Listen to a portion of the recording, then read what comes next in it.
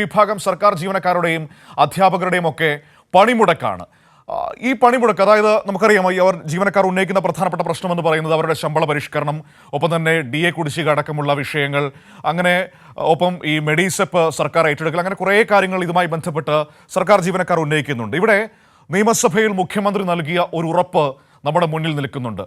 ഈ ജീവനക്കാരുടെ പ്രശ്നങ്ങൾ പരിഹരിക്കും. കാരണം സർക്കാർ വലിയ സാമ്പത്തിക പ്രതിസന്ധിയിലൂടെയാണ് കടന്നു പോകുന്നത് എന്ന് എല്ലാവർക്കും അറിയാവുന്നതാണ്. പക്ഷേ അതൊക്കെ ഉണ്ടെങ്കിൽ പോലും ശമ്പള പരിഷ്കരണം കാലോചിതമായി നടപ്പാക്കും, അതിൽ സംശയം വേണ്ട. ഈ DA അടക്കമുള്ള കുടിശ്ശികകൾ കൊടുത്തു തീർക്കും. ഒരു സാമ്പത്തിക വർഷം 2 ഗഡു വീതം കൊടുത്തു തീർക്കുമെന്ന് ചട്ടം 300 പ്രകാരം നിയമസഭയിൽ മുഖ്യമന്ത്രി നടത്തിയ പ്രസ്താവനയുണ്ട്.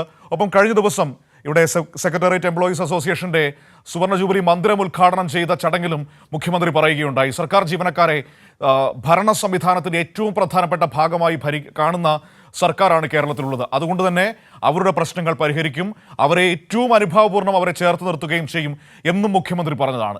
എന്നിട്ടും ഒരു വിഭാഗം സർക്കാർ ജീവനക്കാർ, ഒപ്പം തന്നെ അധ്യാപകരൊക്കെ സമരത്തിലേക്ക് പോയിരിക്കുകയാണ്. അപ്പോൾ സ്വാഭാവികമായും നമ്മൾ സംശയിക്കേണ്ട ഒരു കാര്യമുണ്ട്, അതിൻ്റെ പുറകിൽ കൃത്യമായ ഒരു രാഷ്ട്രീയമുണ്ട് എന്ന കാര്യം ഉറപ്പാണ്. അപ്പോൾ ആ സമരത്തെ രാഷ്ട്രീയ പ്രേരിത സമരം എന്ന് തന്നെ വിളിക്കേണ്ടി വരും. ഏതായാലും അധ്യാപകർ നടത്തുന്ന പണിമുടക്ക് സമരം രാഷ്ട്രീയ പ്രേരിതമാണ്. സമരക്കാർ ഉന്നയിക്കുന്ന ആവശ്യങ്ങൾ പരിഗണനയിലാണെന്ന് മുഖ്യമന്ത്രി നിയമസഭയിലടക്കം ഉറപ്പ് നൽകിയവയാണ്. പണിമുടക്കിയുള്ള സമരത്തിന്റെ സാഹചര്യം എന്തിനെന്നതാണ് ഉയർന്ന പ്രധാനപ്പെട്ട ചോദ്യം. വിജിൻ തിരുവനന്തപുരത്ത് നിന്ന് നമ്മളോടൊപ്പം ചേരുകയാണ് ഈ വാർത്തയുടെ സമഗ്ര വിവരങ്ങളുമായി. Vijin, good morning.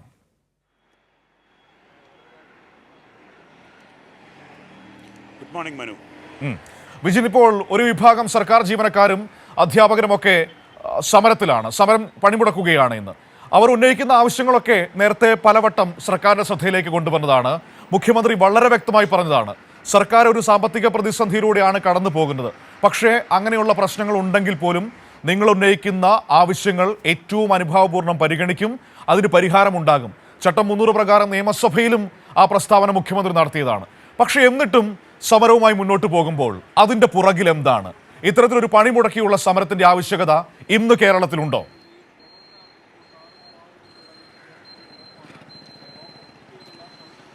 തീർച്ചയായും അതുതന്നെയാണ് ഏറ്റവും പ്രധാനമായും കാണേണ്ടത്. ഈ സാഹചര്യത്തിൽ ഇങ്ങനെയൊരു പണിമുടക്ക് സമരത്തിലേക്ക് സർക്കാർ ജീവനക്കാരും അധ്യാപകരും കടന്നതിന് പിന്നിൽ എന്താണ്? ഇങ്ങനെയൊരു സാഹചര്യം നിലവിൽ എന്തിനാണ് എന്നുള്ള ചോദ്യമാണ് ഉയരുന്നത്. പ്രതിഷേധം ഉയർത്താൻ മറ്റ് പല മാർഗങ്ങളുണ്ട്. ആ പ്രതിഷേധത്തിൻ്റെ ഒക്കെ അവസാന ഭാഗമാണ് പണിമുടക്കിയുള്ള സമരം എന്ന് പറയുന്നത്. അത് അതിൻ്റെ ഏറ്റവും എക്സ്ട്രീം ലെവലിലേക്കുള്ളൊരു സ്ട്രൈക്കായി മാറുന്നതാണ്. എന്തായാലും ഇക്കാര്യത്തിൽ ഇവർ ഉന്നയിക്കുന്ന പ്രധാനപ്പെട്ട ആവശ്യം എന്ന് പറയുന്നത് അത് ഒന്ന് DA കുടിശ്ശിക കൊടുത്തു തീർക്കുക എന്നുള്ളതാണ്.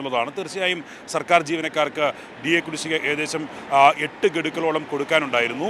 അതിൽ 1 ഗഡു നൽകുകയും ചെയ്തു കഴിഞ്ഞ ഏപ്രിലിൽ. ഒപ്പം തന്നെ സർക്കാർ മുന്നോട്ട് വയ്ക്കുന്നത്, മുഖ്യമന്ത്രിയും അതുപോലെ തന്നെ ധനമന്ത്രിയും ഒക്കെ വ്യക്തമാക്കുന്നത്, നിലവിൽ വലിയ സാമ്പത്തിക പ്രതിസന്ധിയിലൂടെയാണ് സർക്കാർ കടന്നു പോകുന്നത്. അതിന് പ്രധാനപ്പെട്ട കാരണം കേന്ദ്ര സർക്കാരിൽ നിന്ന് ലഭിക്കേണ്ട വിഹിതങ്ങൾ പലതും വെട്ടിക്കുറക്കുന്നു, കടമെടുപ്പ് പരിധി ഒക്കെ വെട്ടിക്കുറക്കുന്നു. അങ്ങനെ കേന്ദ്ര സർക്കാർ ഒരു അപ്രഖ്യാപിത സാമ്പത്തിക ഉപരോധം പോലെ ഏർപ്പെടുത്തിയ സാഹചര്യത്തിൽ വലിയ പ്രതിസന്ധി സർക്കാരിന്മേലുണ്ട്. തനതായ വരുമാനമൊക്കെ കണ്ടെത്തിയാണ് സർക്കാർ മുന്നോട്ട് പോകുന്നത്. അതുകൊണ്ട് തന്നെ അതിൽ സർക്കാരിന് ആശ്രയിക്കാൻ കഴിയുന്ന ഒരു വിഭാഗം എന്ന് പറയുന്നത് സർക്കാരിനെ സഹായിക്കുന്ന വിഭാഗമായിട്ടുള്ള സർക്കാർ ജീവനക്കാരും അധ്യാപകരും തന്നെയാണ്.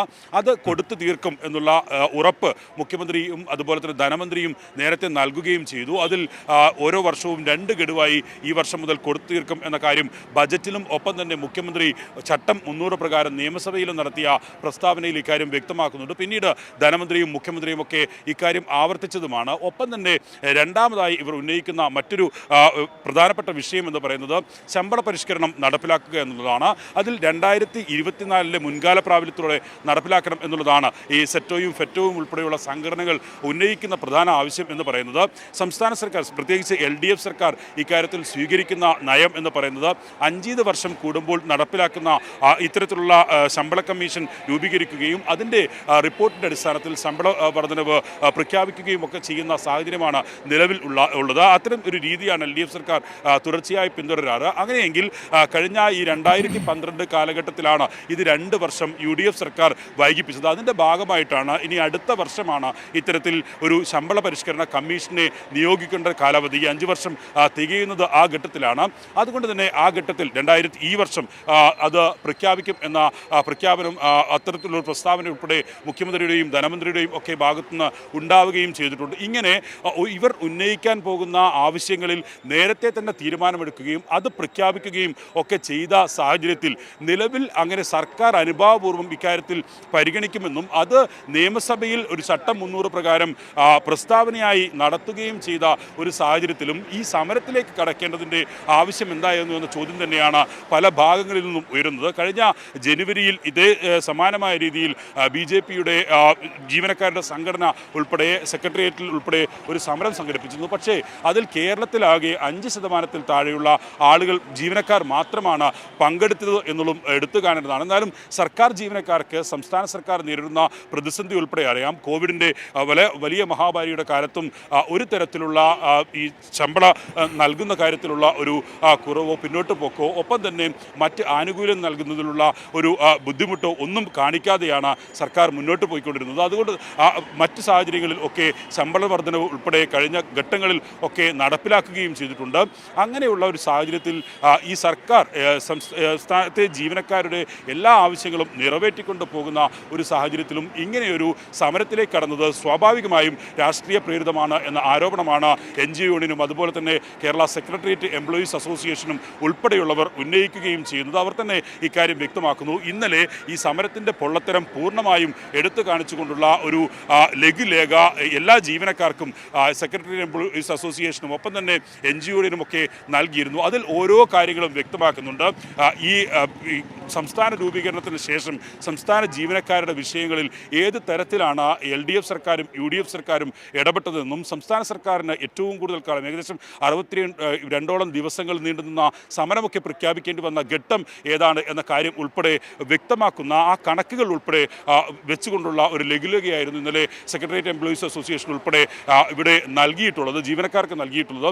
അതുകൊണ്ട് തന്നെ ഇക്കാര്യത്തിൽ സംസ്ഥാനത്തെ ജീവനക്കാർക്കും അധ്യാപകർക്കും ഇക്കാര്യത്തിലൊരു വ്യക്തതയുണ്ട്. ഇതിൽ മറ്റൊരു കാര്യം എടുത്തു കാണേണ്ടത് CPIയുടെ ഈ ജീവനക്കാരുടെ സംഘടനയായ ജോയിൻറ്റ് കൗൺസിൽ കൂടി ഈ സമരത്തിൻ്റെ ഭാഗമാകുന്നു എന്നുള്ളതാണ്. സംസ്ഥാന സർക്കാരിനെ അനുകൂലിക്കുന്ന ഒരു സംഘടന ഇതിൽ ഇത്ര പെട്ടെന്ന് ഇങ്ങനെയൊരു പണിമുടക്ക് സമരത്തിലേക്ക് പോയത് എന്തെന്ന വിമർശനവും ഉന്നയിക്കുന്നുണ്ട്. സംസ്ഥാന സർക്കാരിൻ്റെ ഭാഗമായി ഇരുന്ന ആളുകൾ ആണ് അവരുടെ നേതാക്കൾ ഒക്കെയായി പ്രവർത്തിക്കുകയും ചെയ്യുന്നത്. ഇവർ എന്തിന് ഈ സമരത്തിൻ്റെ ഭാഗമായി പ്രതിപക്ഷ സംഘടനകൾ നടത്തുന്ന സമരത്തെ കാണാൻ കഴിയുന്നത് രാഷ്ട്രീയമായി ഉപയോഗപ്പെടുത്താൻ തിരഞ്ഞെടുപ്പെടുത്തിയിരിക്കുന്ന ഘട്ടത്തിൽ ജീവനക്കാരെ ഇത്തരത്തിലുള്ളൊരു വിഷയം മുമ്പോട്ട് വെച്ച് അവരെ ചേരിതിരിക്കാനുള്ളൊരു ശ്രമം ഒക്കെ നടത്താം. അത് പ്രതിപക്ഷ സംഘടനകളാണ് നടത്തുന്നത്. പക്ഷേ ജോയിന്റ് കൗൺസിൽ എന്തിന് ഈ സമരത്തിന്റെ ഭാഗമായി? ഞാനും അത് അത്ഭുതത്തോടെ ഇങ്ങനെ ഒന്ന് നോക്കുന്നുണ്ടായിരുന്നു വിജയൻ. പ്രതിപക്ഷ സംഘടനകൾക്ക് സ്വാഭാവികമായും അവരുടെ രാഷ്ട്രീയം പറഞ്ഞുകൊണ്ട് സർക്കാരിനെതിരെ സമരമൊക്കെ തുടങ്ങാവുന്നതാണ്. പക്ഷേ ഭരണ സംവിധാനത്തിന്റെ ഭാഗമായി നിൽക്കുന്ന CPIയുടെ സംഘടന ജോയിന്റ് കൗൺസിൽ ഈ പണിമുടക്കിൽ ചേരുമ്പോൾ അതിലൊരു ഒരു ശരിയില്ലായ്മയില്ലേ? അത് എടുത്തു പറയേണ്ടതല്ലേ? കാരണം സർക്കാർ അനുഭവിക്കുന്ന എല്ലാ പ്രശ്നങ്ങളും കേന്ദ്രത്തിൻ്റെ ഭാഗത്തു നിന്ന് വരുന്ന വലിയ അവഗണനയടക്കം കൃത്യമായി ചർച്ച ചെയ്യുന്നത് ജോയിന്റ് കൗൺസിലിനടക്കം വ്യക്തമായിട്ട് അറിയാവുന്നതാണ്. അവരടക്കം ആ വിഷയത്തെ പലതവണ അഡ്രസ്സ് ചെയ്തിട്ടുമുള്ളതാണ്. എന്നിട്ടും ജീവനക്കാരോട് അനുഭാവപൂർണ്ണമായ സമീപനം സ്വീകരിക്കുന്ന സർക്കാരിനെതിരെ ജോയിന്റ് കൗൺസിൽ സമരമുഖത്തേക്ക് വരുമ്പോൾ അതിലൊരു പൊളിറ്റിക്കൽ ശരികേടിൻ്റെ പ്രശ്നമുണ്ടോ?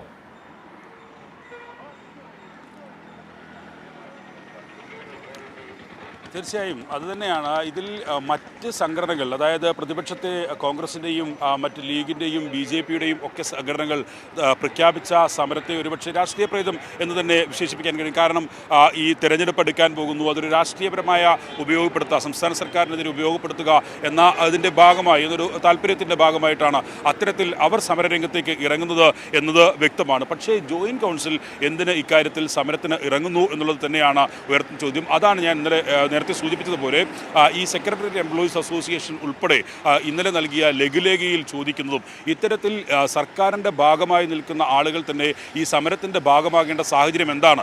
DA കുടിശ്ശിക ഒരു ഗഡു കഴിഞ്ഞ ഏപ്രിൽ മാസം നൽകുകയും ചെയ്തതാണ്. മറ്റ് 2 ഗഡുക്കളായി ഈ വർഷം മുതൽ അത് കൊടുത്തു തീർക്കും എന്ന് വ്യക്തമാക്കുകയും ചെയ്തതാണ്. അവരെ അക്കാര്യം ബോധ്യപ്പെടുത്തുകയും ഒപ്പം തന്നെ അതൊരു ഔദ്യോഗിക രേഖയായി നിയമസഭയുടെ മുന്നിൽ ഉള്ളതാണ്. ചട്ടം 300 പ്രകാരം മുഖ്യമന്ത്രി തന്നെ ഇക്കാര്യത്തിൽ പ്രസ്താവന നടത്തുകയും ചെയ്തിട്ടുള്ളതാണ്. ഇങ്ങനെ ഒരു സാഹചര്യത്തിൽ എന്തിനാണ് ഇത്തരത്തിൽ ജോയിന്റ് കൗൺസിൽ സമരരംഗത്തേക്ക് ഇറങ്ങിയത് എന്നുള്ളതാണ്. അതിന് പ്രധാനമായും ഈ NGO യൂണിയനും അതുപോലെ തന്നെ കേരള സെക്രട്ടറി എംപ്ലോയീസ് അസോസിയേഷനും ഒക്കെ വ്യക്തമാക്കുന്നത് പുതുതായി ഈ ജോലിയിലേക്ക് പ്രവേശിക്കുന്ന ആളുകളെ അവരുടെ സംഘടനയിലേക്ക് ആകർഷിക്കാൻ ഇത്തരത്തിൽ അവരുടെ വിഷയങ്ങളിൽ ഇടപെടുന്നു എന്ന് വരുത്തി തീർക്കാനൊരു ശ്രമത്തിൻ്റെ ഭാഗമാണ്, ഇത്തരമൊരു രാഷ്ട്രീയ തീരുമാനത്തിൻ്റെ ഭാഗമാണ് ഇത്തരത്തിൽ ജോയിന്റ് കൗൺസിൽ കൂടി ഈ സമരത്തിൻ്റെ ഭാഗമാകുന്നത് എന്നാണ് ഈ മറ്റ് ഭരണാനുകൂല സംഘടനകളിലെ നേതാക്കൾ ഒക്കെ തന്നെ വ്യക്തമാക്കുകയും ചെയ്യുന്നത്. എന്തായാലും അത്തരത്തിലൊരു ചോദ്യം നേരത്തെ തന്നെ ഈ സമരം പ്രഖ്യാപിച്ചത് മുതൽ തന്നെ ഉയരുകയും ചെയ്തതാണ്. ആ ചോദ്യത്തിന് തീർച്ചയായും CPIയും അതുപോലെ തന്നെ ജോയിന്റ് കൗൺസിലും മറുപടി പറയേണ്ടി വരും. ഇക്കാര്യത്തിൽ സംസ്ഥാന സർക്കാർ കൃത്യമായ നിലപാടെടുത്ത് പോകുന്നു. ഒപ്പം തന്നെ ഏറ്റവും കൂടുതൽ നിയമനം ഉൾപ്പെടെ സർക്കാർ സർവീസുകളിൽ നടത്തുന്ന ഒരു സർക്കാർ കൂടിയാണ് ഈ കാലഘട്ടത്തിൽ ഉണ്ടായിട്ടുള്ളത്. അതുകൊണ്ട് തന്നെ അങ്ങനെ ജീവനക്കാരുടെ വിഷയത്തിലും ഒപ്പം തന്നെ യുവാക്കളുടെ വിഷയത്തിലും ഒക്കെ കൃത്യമായ നിലപാടും ഏറ്റവും കൂടുതൽ ആളുകൾക്ക് ജോലി നൽകുകയും ആ ജോലി സംരക്ഷിക്കുകയും അവരുടെ ആനുകൂല്യങ്ങളൊക്കെ നൽകുകയും ചെയ്യുന്ന ഒരു സർക്കാരിനെതിരെ സർക്കാർ അനുകൂല സംഘടനയായ ജോയിന്റ് കൗൺസിൽ സമരത്തിനിറങ്ങിയതിൻ്റെ ഒരു വിരോധാഭാസം കൂടി എടുത്തു കാണേണ്ടത് തന്നെയാണ്. അവരുടെ രാഷ്ട്രീയ താല്പര്യം ഇതിന് പിന്നിൽ ഉണ്ട് എന്നതാണ് അത് വ്യക്തമാവുകയും ചെയ്യുന്നത്. മനു.